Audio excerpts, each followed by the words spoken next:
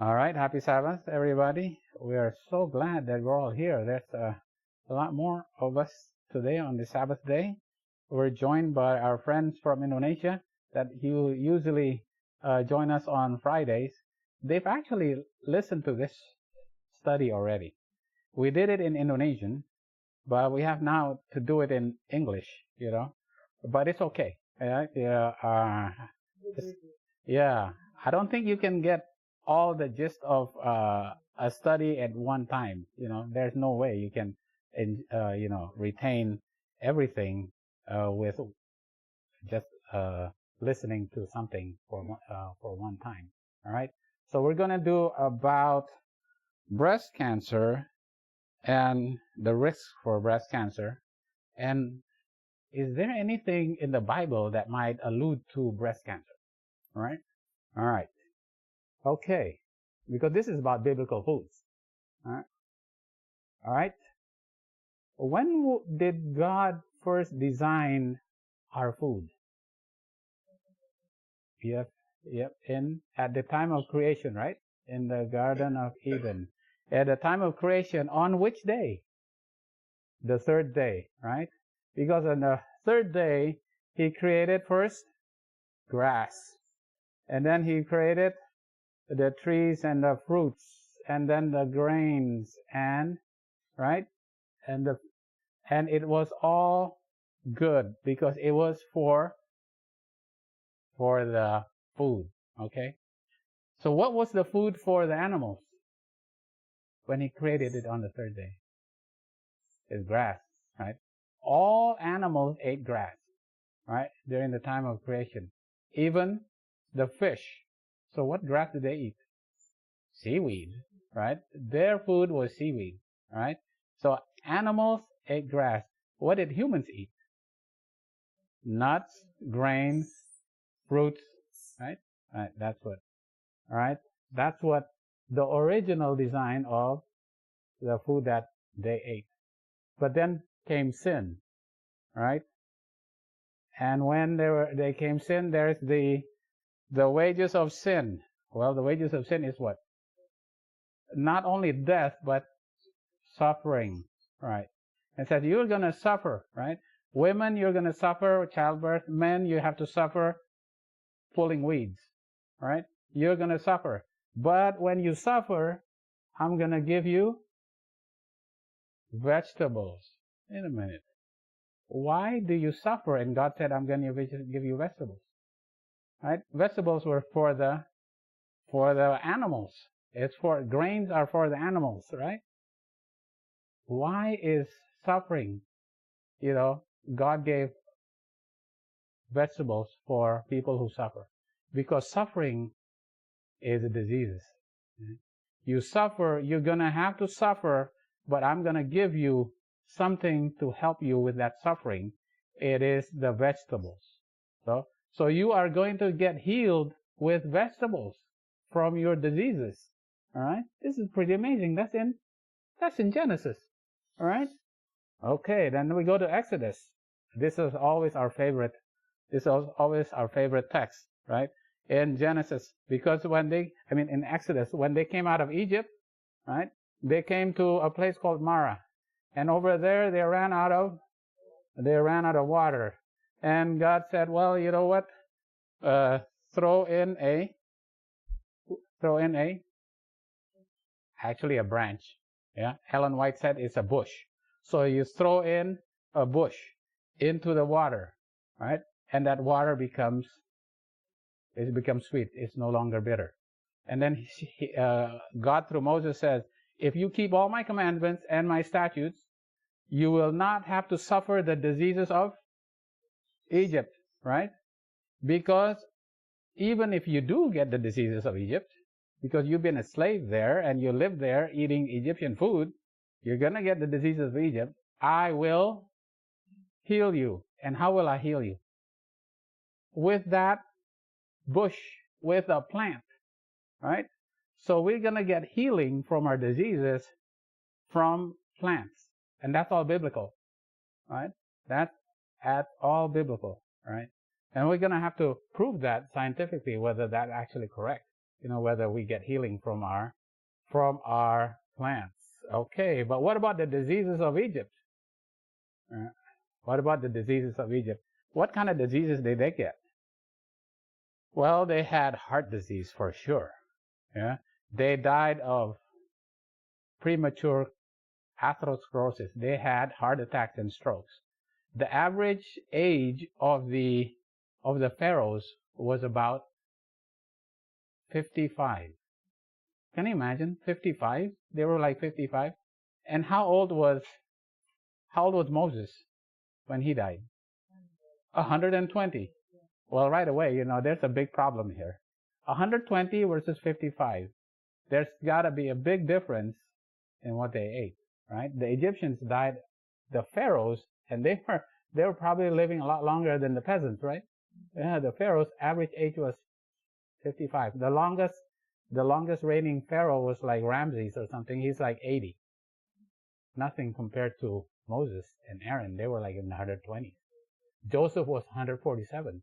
Can you imagine that? So that's a big difference. All right. They were suffering the Egyptian diseases, and one of the Egyptian diseases that is written in the hieroglyphs is what? Cancer. Specifically, even breast cancer. That you can read that there. They actually have how you can actually treat the cancers, right? Breast cancer, and actually have more cancers there. Yeah, I have to, the cancers. There's a cancer of like a colon cancer. Now, sometimes they actually look just at the bones, but now they actually opened a mummy up, and then when they opened the mummy, they saw there was a colon cancer, right? So there was cancer. And then they wrote, oh, these are the things you treat for cancer. So there is cancer, right? So cancer is an Egyptian disease. And God said, you don't have to die of Egyptian diseases. You eat the food that I tell you to eat, you don't have to die of the diseases of Egypt. Even if you get those diseases, I'm going to heal you. And how are you going to heal you? With plants, all right? All right, so if they're going from Egypt to Canaan, that's spiritually, what is that? We are going from where then? From the world, we're going to go to heaven. Right? Because their travels through the wilderness is like our life, right? We want to go from the world to heaven, right?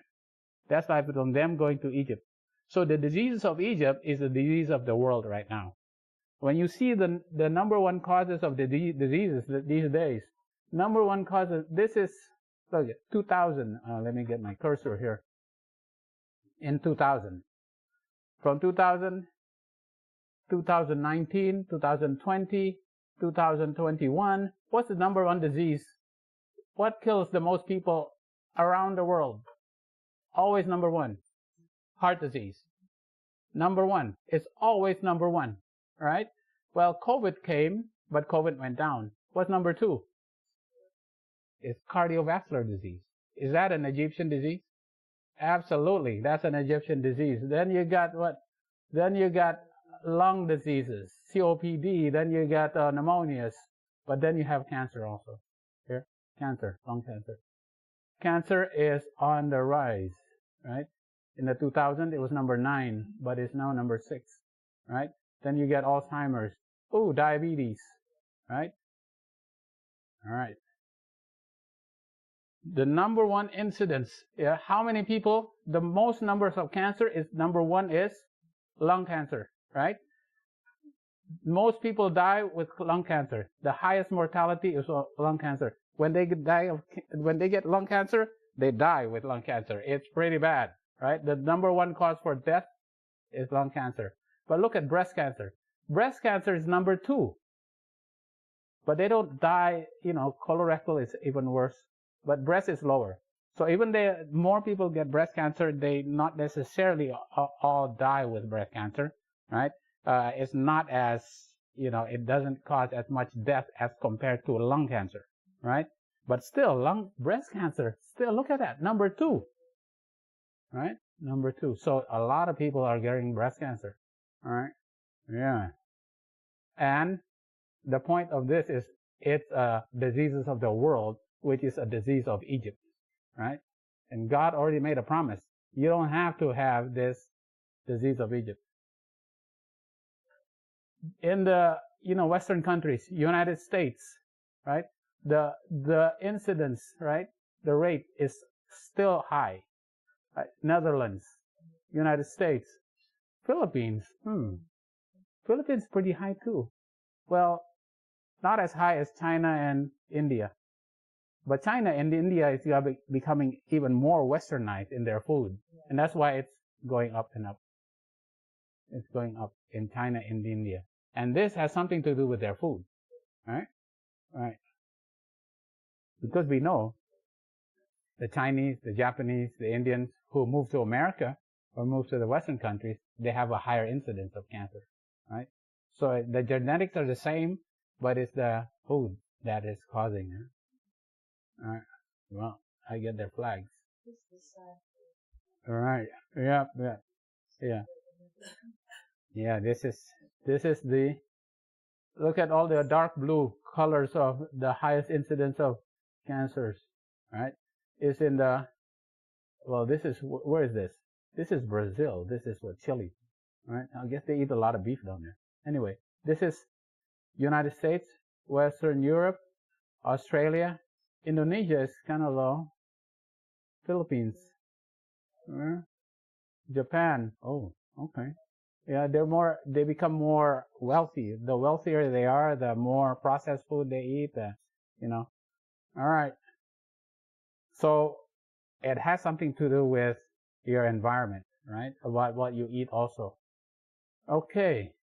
We always get this infographic, right? It's always a pink color, right? For breast cancer. In America, 1 in 8 women will be diagnosed with breast cancer in their life. 1 in 8, right? And every 2 minutes, a woman will be diagnosed with breast cancer. And every 13 minutes, a woman in the United States dies of breast cancer. Right? What they treat it is hormone therapy, chemotherapy, surgery. Right? And here you go. What's the prevention? Exercise, screening, eating healthy, all right? It's easy to say, but they don't say you what it is, right? Yeah, all right. You gotta prevent with food. Oh, wow. And then what's the risks? Number 1 is age. Age is number 1. Also your weight, obesity, and what? Alcohol, all right? And then genetics, all right? Genetics. There's also genetics there, right? And then, okay. All right. Approximately 1 in 8 gets cancer. Now, we're going to go to a lot of the science, but this is for reference, right? You can look this up if you want to. I'm just going to try to go through this pretty quickly. I put this up here just to make sure, I'm telling you things that is actually fact-based, right? Not an opinion, right? This is not an opinion. This is fact-based, all right? Yeah, this is printed in the literature, right? But it has to correlate and corroborate, right? Bible, right? That's our number 1, right? We go number 1 with the Bible, right? And the science has to support what the Bible says, all right? That's most important, right? Okay, right? So how much, if you have a twin, if a woman has a twin, a genetically identical twin, what's the risk of that? If one twin gets breast cancer, what's the risk of the other twin getting breast cancer? Actually, about 20%. 20%. Identical twin. Only 20%, right? So an individual woman, right, when you actually just one individual woman, risk of getting breast cancer genetically from the bad genes, like you say bad genes, which is like what? People know BRCA genes, right? BRCA, people know about BRCA genes, right? You can inherit it. The BRCA gene is only 10%. What's the 90%? Environmental, right? From the outside, right? It's from the outside. 10%. People say, oh, I have bad genes, oh yeah, prophylactic, like Angelina Jolie, all right? She had BRCA, all right? Yeah. Anyway, it's like 10%, right? And the rest of it is environmental, reproductive, lifestyle factors, right? Obesity, smoking and alcohol, prior history of chest radiation. If you have lymphoma and you get radiation, oh, that's increased breast density. Regular exercise, right? And the other thing is estrogen, right?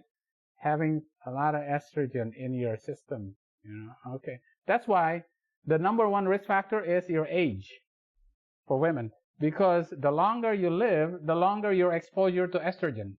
When you're a young woman, you're only exposed to estrogen for 14, 15 years. But when you're 60, you've had a lot of estrogen. You've been exposed to a lot of estrogen. The older you are, the more risk for breast cancer. Doesn't mean that men don't get breast cancer. Men do get breast cancer. Right? Yeah, okay. So, what happens with, now, so a woman is born, and there's the cells in the breast, and it's normal, right, when they're born. How did it become breast cancer? How does it become cancerous? Something causes it to mutate, right? The chromosome has to mutate. And what does it look like? Yes. Right? So this is the cell, right? This is the cell right here. Right? This is what it looks like when it's normal. Then something happens in the chromosome, and now it looks like this. Sometimes, no, there's two nucleus. Now it becomes, oh, it looks very unusual, right? It mutates. But does this kill you? There's only a few cells. Just a little teeny weeny. It just sits there, right? When it grows and gets big, and it starts spreading, what? The most common place it spreads is the bone, the liver, right? The lungs, right? The brain. Right? That's when it causes problems. But when it's just a little teeny weeny thing, no problem, right? Not yet, right? Okay. All right. So how does it mutate? Why does the normal breast cell mutate to become cancerous, right? Why does it mutate? All right, this is the risk factors, okay? This is what we're going through. What causes the cells to change, right? All right. Right? Just living. Oh, wow. Let's see. When you live, you have to take in sugar, or you're taking your food, which is like glucose, and you turn it into energy, right? And the byproduct is water, right? And your cells grow, you take in sugar. Just living, you need energy. And you make, the oxygen that you take in is used up to make oxygen to water and carbon dioxide. It's used up. But unfortunately, some of that oxygen is turned into what we call reactive oxygen species, which is free radicals, right? Free radicals, a small percentage of it, just because you're living, turns into reactive oxygen species, which is very unstable.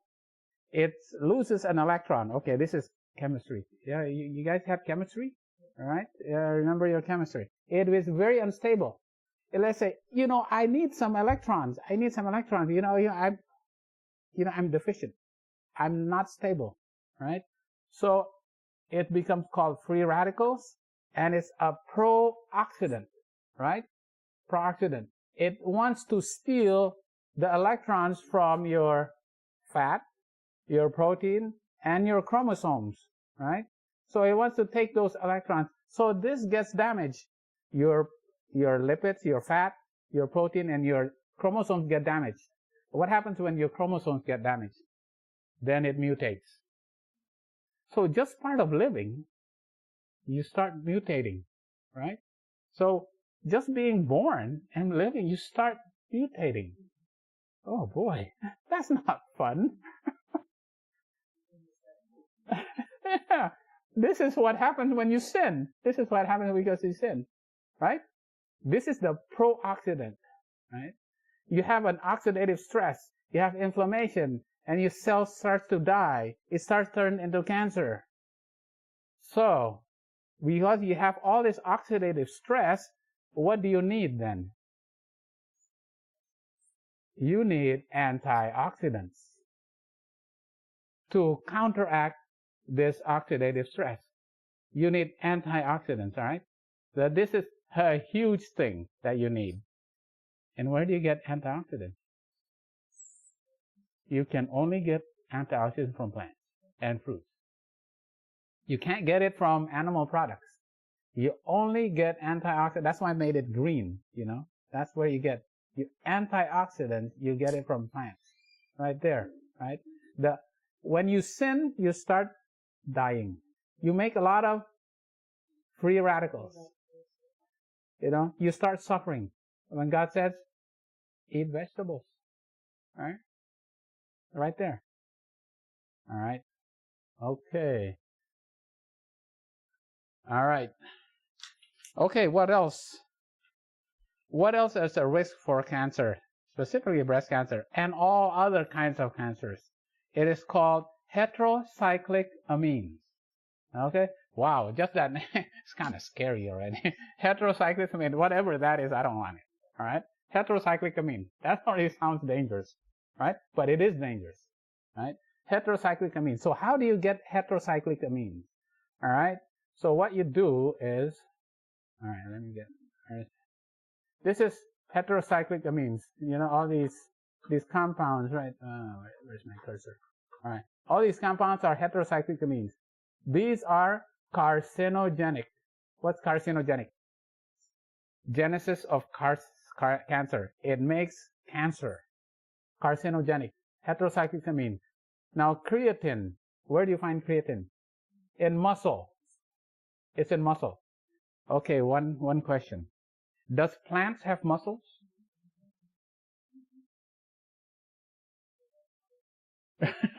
They stand still with their fiber. Yeah? Do they move? Do you have to move? Right. It's made from creatine, which is in muscle. All right. Okay, that's muscle. All right. So when you heat muscle, when you put muscle and you add sugar, which is in a DNA, because DNA is a sugar, right? You create heterocyclic amines. So when you heat muscle, you create heterocyclic amines, right? And this is, right, yeah. Heating muscle creates heterocyclic amines. And it's carcinogenic, right? All kinds of muscles. Anything. Well, is fish? Well, fish has muscles. Chicken? Anything that is from a animal kingdom has muscles, right? And they already know this. Look at all these studies, even way back starting in 1997 and all that. All right. Heterocyclic amine increase your risk factors 2 to 3 times, 2 to 4, sometimes 5 times, 4.6 times risk of breast cancer. Heterocyclic amines. Eating muscle that is heated, right, gives you heterocyclic amines and it causes breast cancer, right? Okay, all right, that's a risk factor right there. Huh? Okay, all right, another risk for breast cancer is acetaldehyde. Oh boy, that's kind of scary also. Where do you get acetaldehyde? Alcohol, right? It comes from alcohol. Alcohol is a category 1 human carcinogen, right? Category 1. There is no ifs, ands, or buts about it, you know. It will cause cancer. It's a matter of time, you know, if cancer causing, okay? Because alcohol has to be broken down.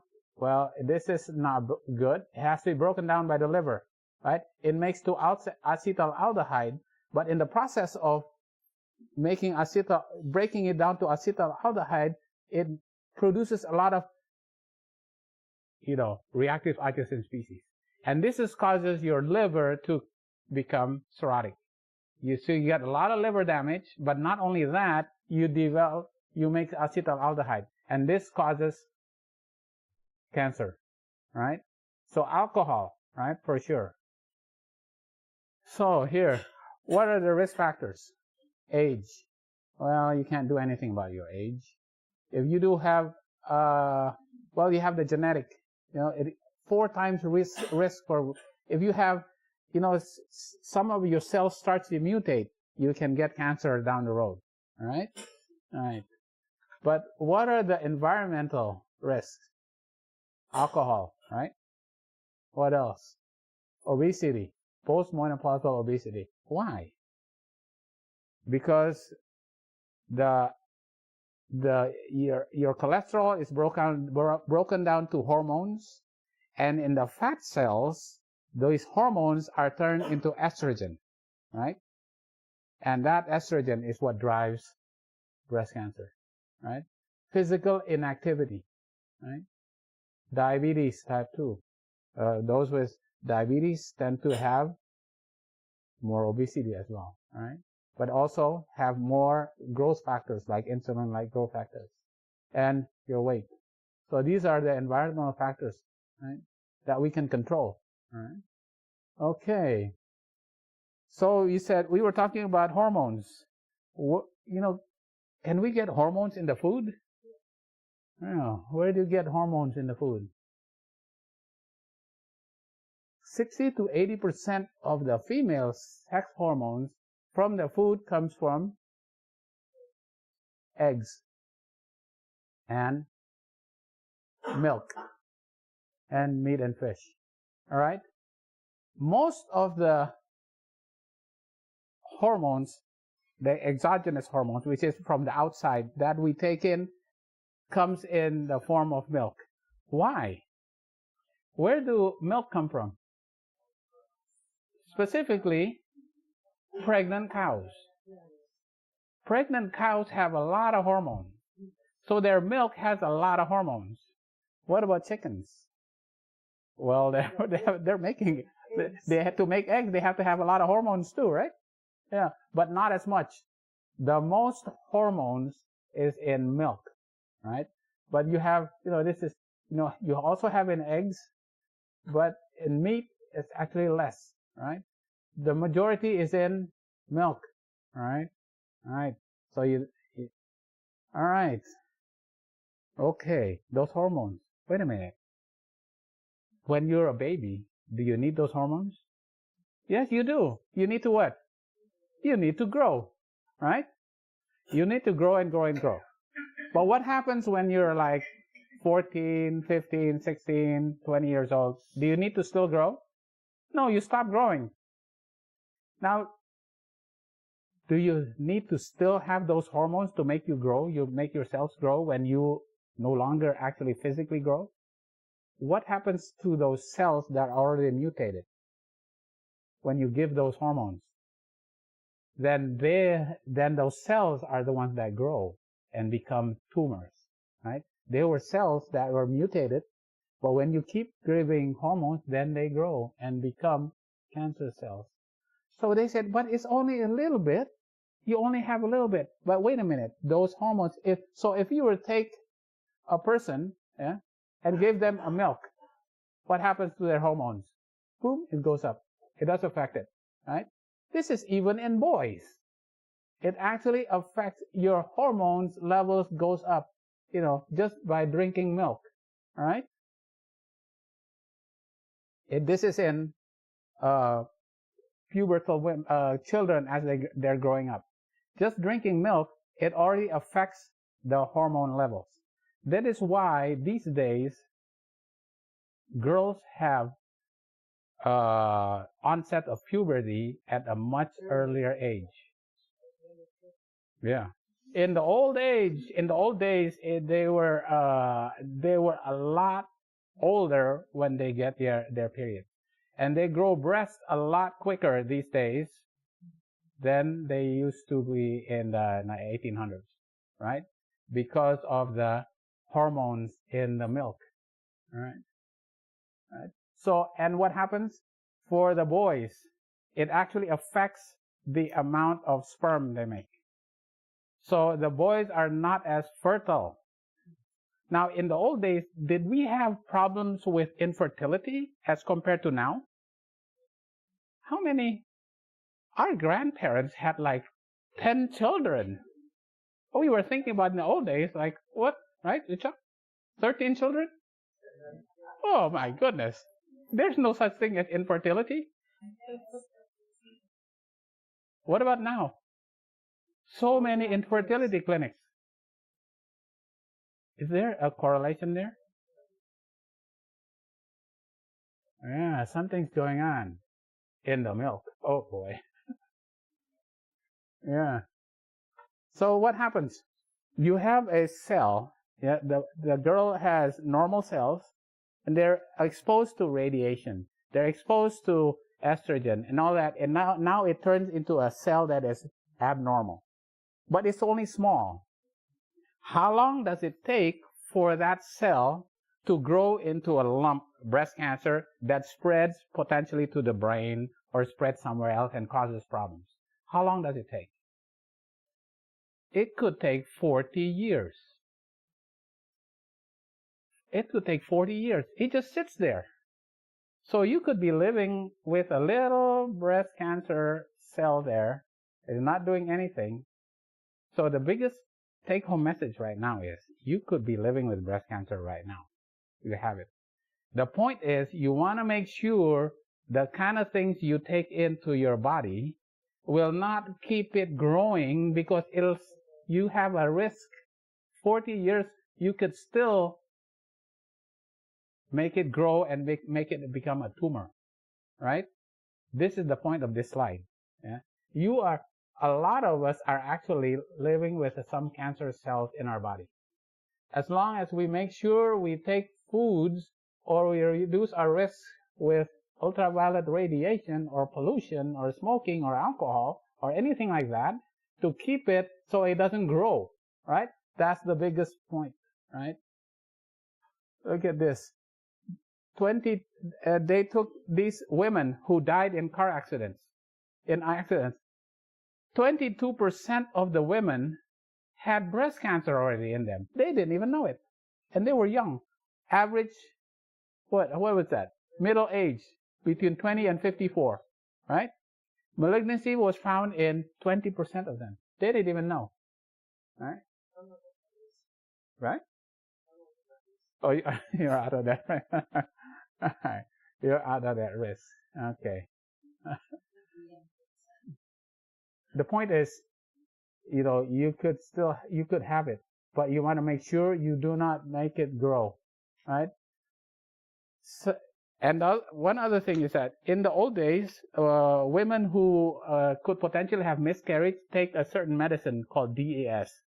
And DES is a synthetic estrogen, so they don't have miscarriages. The problem is that if they have a daughter is born, the risk for breast cancer for that daughter is very high, right? So that breast cancer actually was already growing in the womb, right? And when they look at DES, it is a synthetic estrogen, it's very similar to a compound called BPA. What is BPA? It's in plastic. BPA is an endocrine disrupting compound, right? It actually it messes up with your, endocrine system, right? And that's why people say, oh, I don't want BPA, right? It's gonna disrupt it could potentially cause problems with my endocrine system and increase my risk for cancers that's not good. And it's in plastic. So they said, okay, no more BPA, right? Yeah, right. Yeah, oh boy. This is a big problem, all right? Yeah. It even affect the baby in the uterus, all right? Okay. So what else increases your risk? Right. High protein. Wow. High protein. Okay. Right. High protein. Right. So if you reduce your amount of protein you take, right? What else? IGF-1. What is IGF-1? Insulin-like growth factor. It's a growth factor, right? Right. See, the thing about it is when you have a cell that could potentially grow and grow and grow, what happens if you give growth factor? Well, it grows. What if you give a lot of protein? Well, it grows. You give growth factor and then you give protein, the cancer, you're feeding the cancer, right? So the goal is that reduce your protein. But wait a minute, you need protein. We can't really live without protein, right? Okay, the thing about it is you can't have too much protein, right? The goal is, well, how much is too much protein? Well, what kind of protein, all right? So the thing about it is, protein could be a problem if it's too much, and it's a certain type of protein that can cause too much problems, all right? Moderate protein increase your risk 3 times. High protein increase your risk 4.3 times. An increase. There's an increased amount. The more protein you take, the more risk for cancer. The more IGF, the more risk for cancer. The more growth factors you may take, the more risk factors. And IGF is actually found in milk. Because babies need IGF. Babies need to grow. But when we're older, we don't need IGF. I don't need my cells to become cancerous, to grow and become tumors, right? Here's what MTOR. MTOR is the mechanism in your cell to make you grow. Just grow, grow, grow, grow. All right? You want to grow? Yeah. Yeah, that's why. All right, that's right. So they said, okay, the cells want to grow. They said, oh, let's find a compound that makes the cells not grow, right? Because when we don't want our tumor cells to grow. We don't want too much growing, right? When we're babies, yes, we want to grow. But when we're adults, no more growing. That's a problem because we don't, right? And we can suppress that, right?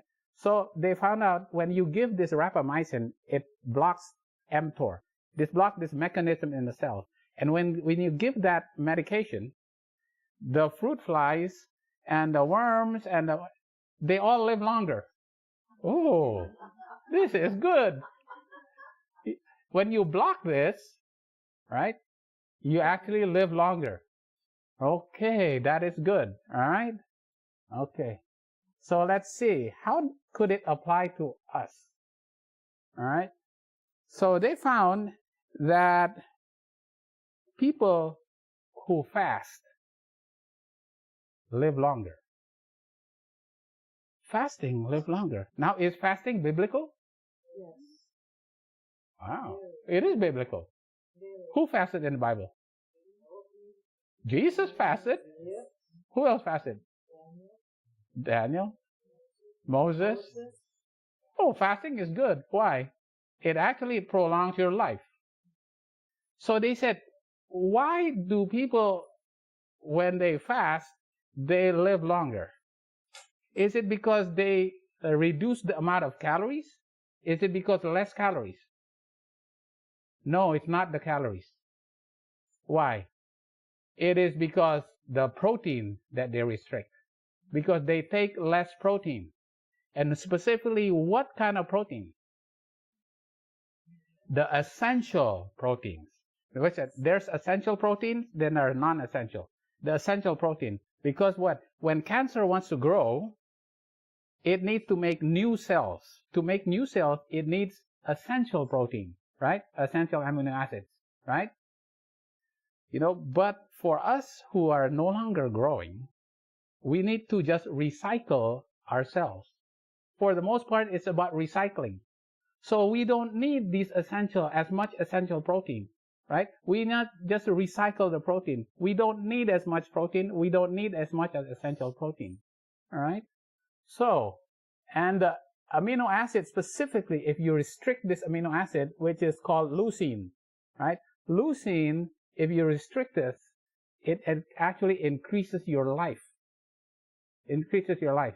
And then leucine, where do you find leucine? You find it a lot in meat. You find it in meat, and right. But can you find it in plants also? Well, obviously, yeah, you find it in plants, but a lot less. You have to take 4 big cabbages to equal a serving of meat, right? And you have to take 100 apples to get a serving of meat. What did God design in the Garden of Eden? Plants. God designed that we are supposed to have just a small amount of essential protein. We are not designed to take in all that protein in the animal products, because that will increase the amount of leucine that you take. It makes you grow, and what grows? Cancer grows, and your life gets shorter. And this is why Ellen White in, I can't remember, is it Patriarchs and Prophets, right? She says that the life of those antediluvians was a lot longer afterwards, because now God let people eat meat. Because of God allowing them to eat meat, now their life becomes shorter, right? Because God did not want them to live 900 years and constantly sinning. It's terrible, right? Just live 70 years. That's enough for you, all right? All right. Okay, another autophagy, right? What is autophagy? Autophagy is the recycling of your cells, right? You have to recycle, right? So when you want to make cells, it's not about making new cells, right? You recycle the cells, right? And you want to recycle your cells, right? When you want to you clean up your cells, you recycle it, right? And how does the cell recycle?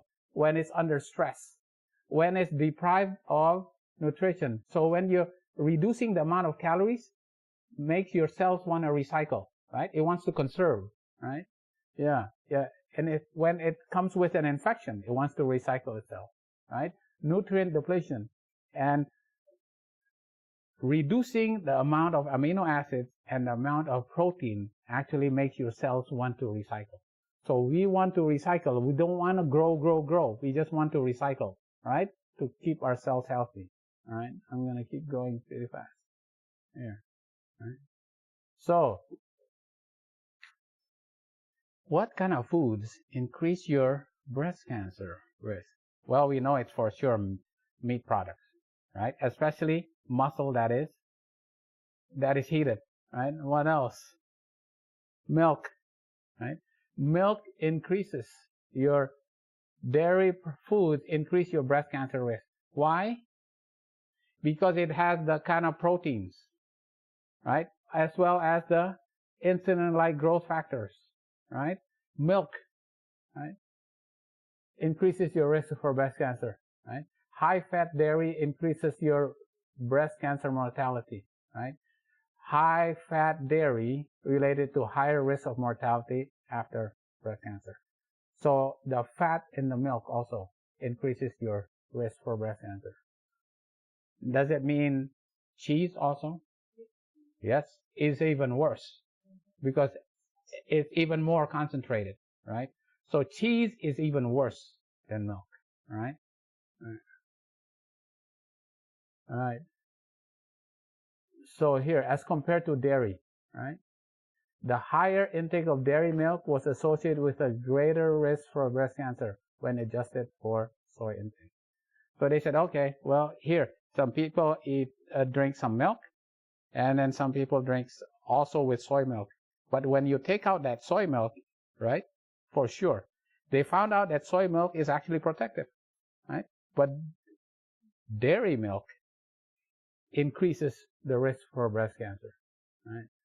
So okay, all right. What happens in the 1840s? Children, young girls were having their periods when they were 17 years old in the 1840s. But now in the 2000s, in most developed countries, at approximately 12 years, right? And so that's why the women they're exposed to estrogen a lot more, right? Since they were 12 years old, right? A lot higher risk of breast cancer. Right? Earlier age of puberty, and they get menopause at a later age. So they have a lot more estrogen, right? And then you look at the breast cancer. The older you are, your risk is higher. And look at in the countries who have higher, who are richer, who eat more meat and drink more milk, have a lot higher cancer as compared to like China and India over here, right? Okay. And I think what is that? Is that obesity? All right. All right. Obesity, late menopause, is all related to estrogens. The more children you have, does it increase your risk for breast cancer? It reduces. Because when you're pregnant for 9 months, you're not exposed to all that estrogen, right? So the more children you have, your risk for breast cancer is less, right? Alcohol increases your risk. Physical activity, protective, mutations, also obviously mutations is bad, right?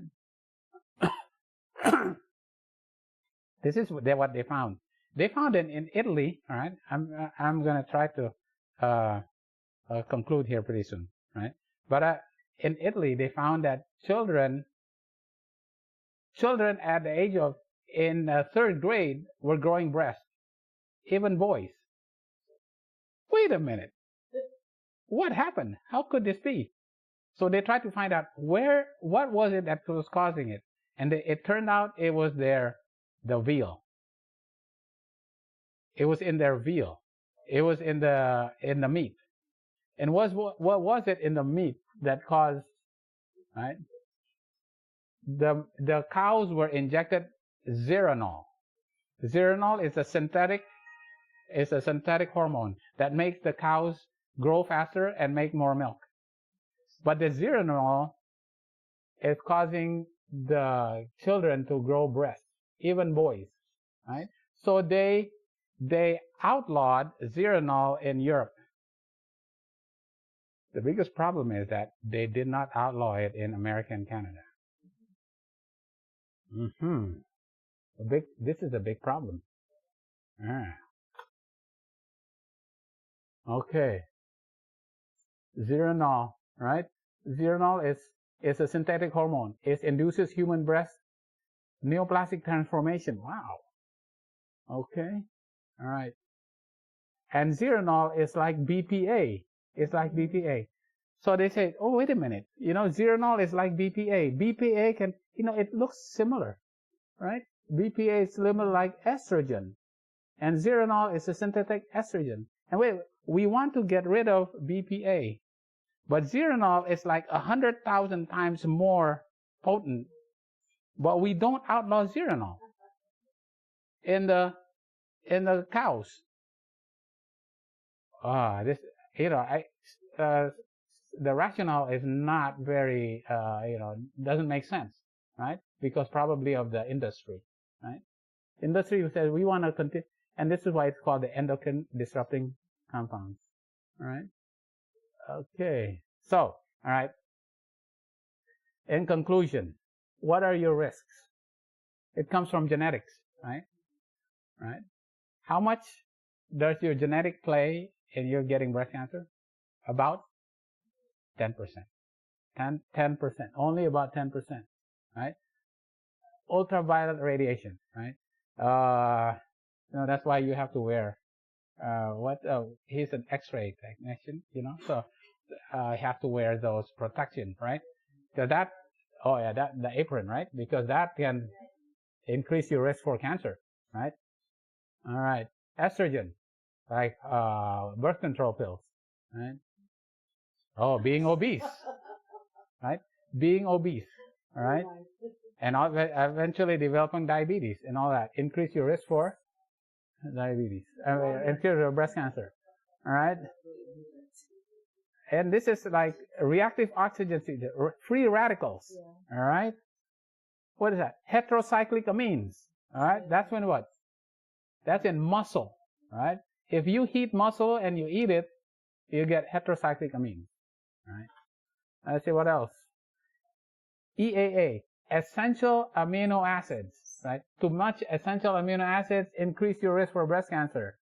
IGF-1, growth factors. That is in like milk. All right. What else? Alcohol. All right. Smoking, but also pollution. All right. Yeah. Don't just say smoking. We don't smoke. Yeah. But we live in cities that's full of pollution. All right. And lack of exercise. All right. So your risk really only genetics is like 5 to 10%. All this other stuff you need to control. Right? All you need to control. And that's, you know, the BRCA gene, TP, there's multiple genes, but the most famous is BRCA, right? Breast cancer, right? Okay, and I think this is my last slide. All right. So this is the cell, right? This is your cell. This is the normal cell in the breast, let's just say, for example. And then it has a receptor, right? And it has an alpha receptor and a beta receptor. The estrogen, right, that is made from your ovaries, right? The women's ovaries make estrogen, right? This estrogen, right, attaches to the alpha receptor, right? And this now grows, okay? It grows. The problem is that when you take the risk factors like alcohol, or you take radiation, ultraviolet radiation, and you take carbon monoxide and pollution, and then heterocyclic amines, right? It causes your cells to mutate. This is carcinogenic, right? This causes your cell to mutate, right? You got one cell that's normal here, is about to divide, and the other cell this is starting to become, you know, I drew that just because, you know, that's the abnormal one, okay? This is what causes it to become mutagenic, cancerous, right? But also, these estrogen can come from fat cells, right? So this is why obesity increases your risk for having increased estrogen and causing more cancer, right? And yeah, it comes from your adrenal glands, but the fat cells, right? That's why some of the medications are aromatase inhibitors. Anyway, if you were to know, you know, some medications, this blocks estrogen, blocks aromatase medications, right? Certain medications do that. Right? And estrogen, you can take it by, you know, like for a sample pill. And what else causes that problem? The EDC, endocrine disrupting compounds, which is in like plastics, right? Plastic is, now this is why, there's another reason why you're worried about microplastics, because it has endocrine disrupting compounds. What type of foods have the most plastics? Fish and seafood. Because our fish and seafood is full of plastics. And the country that produces the most plastic waste in the oceans is what country? Indonesia. It's amazing. I go, what? Indonesia, and then what? Philippines, and then China. I go, Indonesia? My goodness. Better not eat the fish in Indonesia. It's full of microplastics. Full of microplastics. And those plastics have endocrine disrupting compounds. And that causes cancer. Right? Zeranol. That's injected into the beef. Yeah. Obviously, eggs and milk. I didn't put up cheese there. Cheese is even worse. Right? So let's see. Well, we can get rid of, it's kind of tough these days. Everything has plastics now. The whole world is contaminated with plastic. You eat your vegetables, there's some plastic there. But the most plastic is in seafood, right? The most plastic. Well, we're not going to eat, okay, we're not going to eat this. We're not going to drink alcohol. We're not going to smoke. Well, we got to get away from that too, right? So we got to get those risk factors is what we need to control, because the biblical principle is God said, if you actually follow the statutes and the commandments that are given to you, you do not have to suffer the diseases of Egypt. And even if you do, I will heal you, and that's what we have to have faith in, Do we have faith that God can heal us? This is what I always say, We teach our children, He's faithful, but do we actually believe it? Oh, He's able. He's able to heal us. He's able, but do we actually believe it? He can actually heal us from our Egyptian diseases if we just follow His statutes and His commandments. Amen. Amen. Right.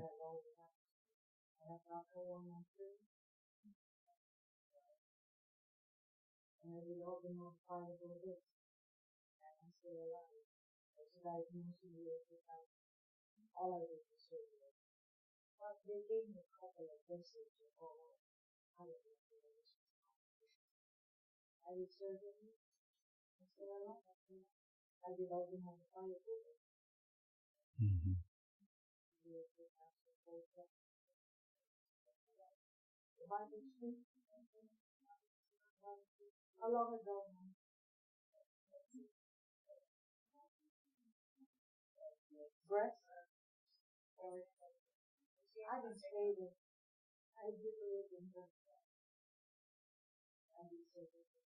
Yeah. But